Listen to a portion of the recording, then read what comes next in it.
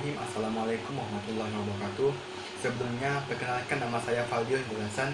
Saya merupakan salah satu mahasiswa dari Politeknik Negeri Pontianak, jurusan akuntansi, program studi D4 Akuntansi Sektor Publik. Jadi, di video kali ini, saya akan menjelaskan tentang fungsi manajemen.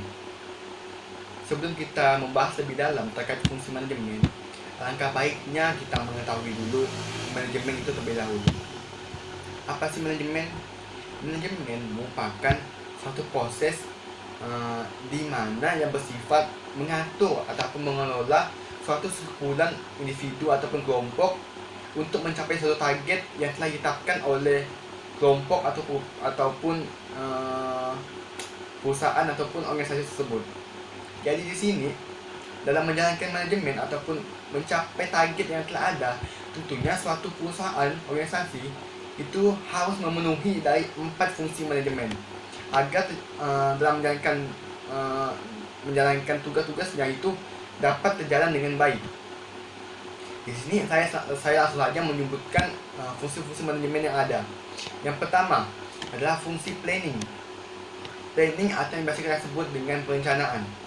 Perencanaan ini adalah bagaimana sih suatu perusahaan atau organisasi menentukan cara ataupun strategi mereka untuk mencapai suatu target ataupun hal yang akan mereka capai. Di sini seorang manajer haruslah dapat mengkaji, harus dapat mengevaluasi kemungkinan yang ada sehingga dalam menjalankan prosesnya itu sesuai dan tidak terdapat kesalahan. Di sini seorang manajer itu juga harus merencanakan sehingga dapat sebelum memutuskan suatu tindakan itu telah direncanakan dengan baik. Di situ.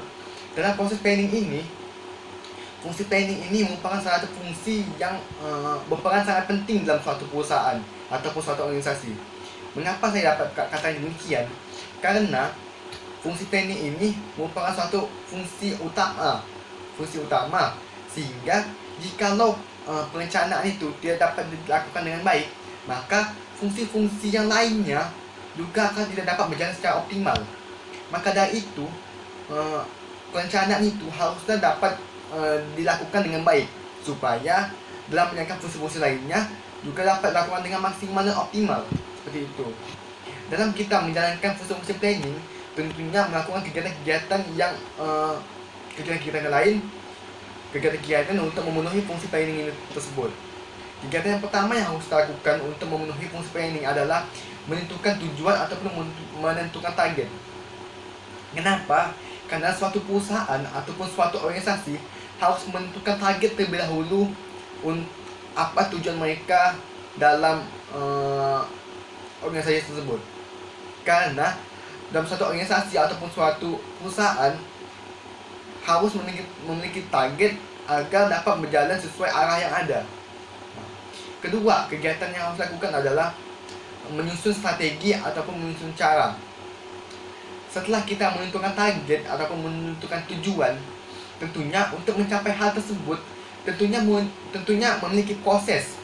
Dari proses inilah kita harus menentukan cara ataupun strategi yang tepat sehingga kita dapat melaksanakannya, menentukan untuk mencapai target ataupun mencapai tujuan tersebut dapat dengan mudah kita lakukan karena kita telah menentukan strategi ataupun cara yang tepat. Yang ketiga adalah menetapkan sumber daya yang mungkin kita akan perlukan. Maksudnya di sini adalah kita menentukan sumber daya yang kita perlukan. Contohnya sumber daya manusia. Misalkan perencanaan yang kita lakukan dengan baik, perencanaannya telah baik, kita melakukan strategi yang baik, tetapi jikalau sumber daya manusianya kurang, tentunya perencanaan tersebut akan sia-sia. Maka antara sumber daya manusia dan juga perencanaan tersebut harus sinkron. Bagaimana sih yang dibutuhkan gitu, supaya dalam proses perencanaannya, dalam proses yang akan dilakukan itu sesuai dengan rencana yang ada gitu. Setelah itu yang keempat, menentukan standar keberhasilan. Suatu perusahaan ataupun suatu organisasi harus menentukan standar keberhasilan mereka. Karena apa? Karena jikalau mereka tidak memiliki standar keberhasilan, tentunya suatu organisasi ataupun suatu perusahaan itu hanya berjalan terus-menerus tanpa memikirkan apakah yang telah mereka lakukan itu telah berhasil atau tidak. Maka sangat penting bagi perusahaan ataupun organisasi untuk menentukan standar keberhasilan mereka, supaya mereka dapat merasakan keberhasilan ataupun target telah mereka capai. Manfaat-manfaat yang dapat kita raih setelah melakukan fungsi-fungsi planning itu dapat kita rasakan jika telah melakukan kegiatan-kegiatan tersebut. Maka salah satu beberapa manfaat yang akan saya sebutkan adalah: satu, memudahkan proses pengawasan. Mengapa? Karena jikalau kita telah melakukan perencanaan dan kita telah melakukannya, itu dalam proses pengawasan itu sangat mudah, karena kita berjalan sesuai apa yang telah kita rencanakan. Jadi yang pengawasannya itu tidak lagi sulit dilakukan. Yang kedua, menjadi acuan ataupun pedoman. Perencanaan itu adalah pedoman ataupun acuan kita dalam menjalankan proses itu. Karena jika kita telah berpacu kepada pedoman ataupun acuan yang telah ada, maka segala apa yang kita lakukan itu dapat berjalan dengan mudah dan sesuai apa prosedur yang telah ada. Yang ketiga, menghindari kesalahan yang terjadi. Dengan kita telah merencanakan sesuatu, tentunya kita telah memikirkan apa saja sih faktor pendukung ataupun faktor penghambat yang akan terjadi. Maka dari itu, kita dapat meminimalisir kesalahan-kesalahan yang akan terjadi selanjutnya, ataupun kesalahan-kesalahan yang akan terjadi ke depannya. Setelah itu, fungsi-fungsi yang manajemen yang akan saya sebutkan yang kedua adalah fungsi organizing. Fungsi organizing adalah fungsi di mana itu suatu proses pengelompokan sumber daya manusia untuk mencapai suatu target. Contohnya, dalam kegiatan organizing ini, suatu perusahaan harus bisa mengorganising manusia-manusia yang ada di dalamnya, supaya dalam mencapai targetnya dapat lebih mudah. Kegiatan-kegiatan fungsi organizing yang dapat kita lakukan adalah: yang pertama, menyeleksi, merekrut, dan memberikan pelatihan yang ada bagi manusia-manusia yang akan bekerja dalam suatu perusahaan ataupun organisasi tersebut. Karena untuk mendapatkan sumber daya manusia yang baik ataupun yang memiliki potensi yang baik, tentunya dalam proses perekrutan ataupun proses penyeleksian harus dilakukan dengan baik juga, supaya yang kita dapatkan adalah sumber daya manusia yang dapat berpotensi dengan baik untuk melaksanakan perusahaan kita. Yang kedua, menyesuaikan posisi tenaga kerja dengan posisinya masing-masing. Jadi, setiap individu yang ada harus dipekerjakan sesuai dengan posisinya masing-masing, sesuai keahliannya masing-masing. Contohnya, misalkan saya, Faldiro, ini memiliki bakat dan memiliki kemampuan dalam hal desain. Tentunya, saya harus masuk ke dalam sektor desain ataupun publikasi, sehingga hal tersebut sesuai dengan apa yang telah saya miliki, sehingga pekerjaan tersebut dapat saya lakukan dengan mudah. Yang ketiga, menyusun dan menetapkan tugas dan mengalokasikan tenaga kerja sesuai prosedur. Jadi, setiap individu yang bekerja itu haruslah bekerja sesuai prosedur yang ada, supaya dalam pelaksanaannya itu segala kesalahan ataupun segala mistake itu dapat dikurangi ataupun diminimalisir ataupun dapat dihindari dengan bekerja sesuai dengan prosedur. Setelah itu, fungsi manajemen yang ketiga adalah fungsi actuating ataupun directing, atau biasa yang kita kenal sebagai fungsi pengarahan. Fungsi pengarahan ini adalah sangat berperan penting dalam organisasi atau perusahaan, karena dapat menghasilkan suatu kinerja yang efektif dan efisien, sehingga dalam suatu pekerjaan itu akan berjalan secara dinamis ataupun lebih fleksibel. Dan kegiatan-kegiatan yang dapat kita lakukan dalam fungsi-fungsi activating atau pengarahan ini adalah suatu bimbingan atau pengarahan. Bimbingan atau pengarahan. Karena jikalau kita telah memberikan bimbingan atau pengarahan yang baik, tentunya dalam menjalankan tugas tersebut akan lebih mudah ataupun sesuai dengan arahan yang ada, sehingga tidak dapat melenceng kemana, ke kanan ataupun melenceng, pekerjaannya tidak melenceng kemana-mana, sehingga sesuai arah yang ada dan sesuai prosedur yang ada. Yang kedua, memberikan motivasi. Motivasi ini sangat penting dilakukan bagi dalam fungsi activating ini, karena setiap individu yang ada itu sangat memerlukan motivasi baik eksternal maupun internal diri mereka, agar mereka dapat bekerja sesuai dengan pekerjaannya dengan sangat mudah. Setelah itu, sosialisasi pekerjaan. Di setiap divisi harus kita mensosialisasikan pekerjaan apa yang akan dilakukan dengan yang akan mereka lakukan, sehingga dalam pengerjaan yang tersebut dapat mereka kerjakan sesuai porsi ataupun tugas mereka masing-masing. Setelah itu, penjelasan tugas pekerjaan secara rutin. Maksudnya gimana? Misalkan nih, setiap minggu, setiap bulan itu mereka harus diarahkan secara rutin pekerjaan mereka masing-masing. Jika ada pekerjaan baru, itu mereka harus diarahkan agar pekerjaan tersebut bisa dilaksanakan dengan baik. Disitulah fungsi dari pengarahan ini sangat penting dalam proses perusahaan menjalankan target perusahaan. Setelah itu, ada fungsi yang keempat, adalah fungsi controlling. Controlling atau yang kita kenal adalah fungsi pengawasan. Fungsi pengawasan ini juga merupakan salah satu fungsi yang sangat penting bagi perusahaan, karena jikalau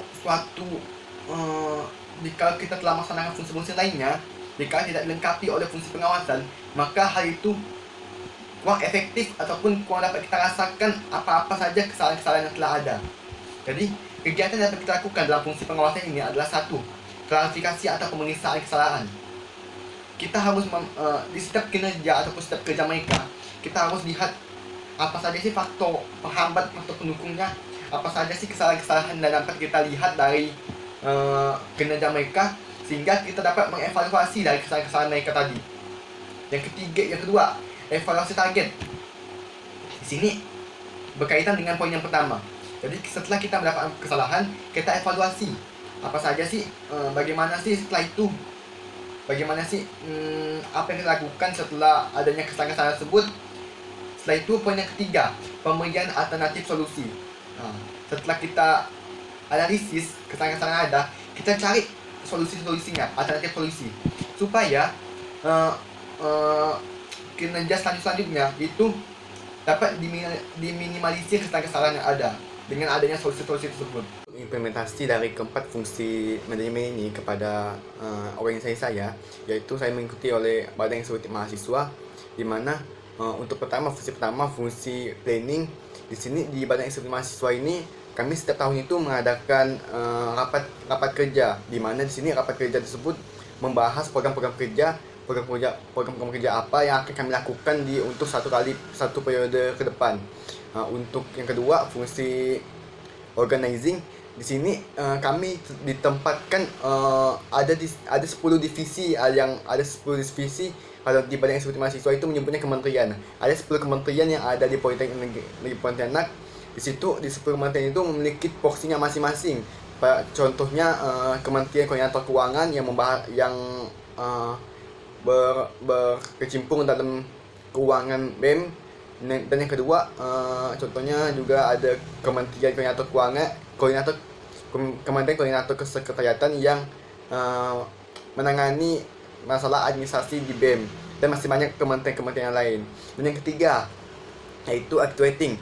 Di sini, di setiap kami menjalankan segala program-program kerja, tentunya kami sebelum melaksanakannya, kami dipreparekan ataupun diarahkan oleh ketua panitia ataupun oleh presmanya langsung, supaya pas di saat kami melaksanakan segala program kerjanya itu sesuai sama apa yang rencana telah kami buat.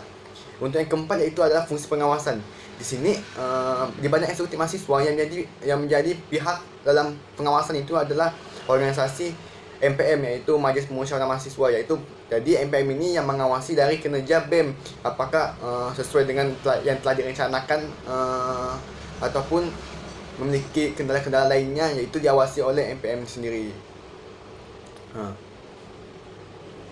Untuk hubungan fungsi manajemen antara satu sama lain itu sangat berperan ataupun sangat berkaitan erat.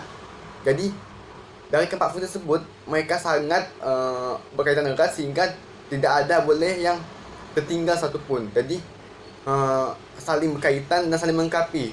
Pada contohnya di fungsi pertama adalah fungsi planning. Di fungsi planning ini sangat berkaitan dengan sama organizing. Kenapa? Di saat kita merencanakan sesuatu, tentunya kita memikirkan bagaimana pengelolaan sumber daya manusia yang diperlukan di saat kita telah merencanakan sesuatu. Tentunya organizing dan sama planning ini sangat berkaitan erat. Dan juga di planning juga berkaitan dengan sama actuating, yaitu pengarahan. Di setiap kita melaksanakan program kerja, di saat kita merencanakan sebuah program kerja harus diarahkan dengan baik supaya rencana yang kita buat itu juga sejalan sama apa yang kita inginkan, seperti itu. Begitu juga sebaliknya. Dan juga untuk planning juga berkaitan dengan kepada juga yang pengawasan. Di sini haruslah di setiap rencana yang telah kita lakukan nih, rencana yang kita lakukan harus diawasi dari setiap pergerakannya, dalam setiap step-step yang kita lakukan harus diawasi agar tidak ada pelencengan kegiatan, sehingga setelah segala apa yang telah kita rencanakan itu sesuai sama apa yang kita rencanakan. Yang kedua, fungsi organizing berkaitan erat dengan actuating, karena organizing ini dengan terbaginya individu ke dalam kelompok-kelompoknya masing-masing, tentunya mereka akan lebih mendapatkan pengarahan yang lebih spesifik dari setiap divisinya. Jadi situ hubungan antara fungsi actuating dan juga organizing ini sangat berkaitan erat, sehingga mereka dapat berjalan dengan sinkron satu sama lain. Yang setelah itu hubungan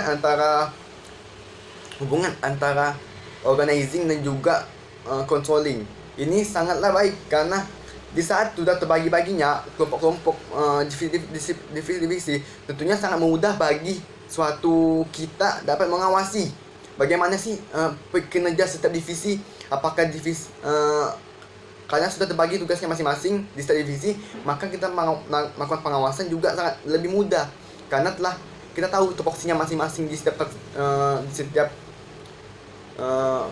fungsi. Setelah itu yang ketiga yaitu hubungan antara bagaimana actuating dan juga controlling. Di sini pengarahan dan juga pengawasan itu harus sinkron, karena apabila suatu pengarahan tidak dilakukan dengan benar, tentu di dalam pengawasan itu akan terjadi evaluasi yang banyak dan terjadi banyak kesalahan. Sehingga jika kita melakukan pengarahan dengan baik, tentu kita dapat minimalisir masalah-masalah di saat pengawasan. Jadi setiap fungsi yang ada di fungsi manajemen di keempat fungsi ini sangat berkaitan dengan satu sama lainnya, tidak dapat saling lepas satu sama lainnya, seperti itu. Jadi mungkin cukup dari penjelasan yang saya paparkan. Semoga segala apa yang saya paparkan di sini dapat kita peroleh manfaat yang telah ada, dan juga saya ucapkan terima kasih. Assalamualaikum warahmatullahi wabarakatuh.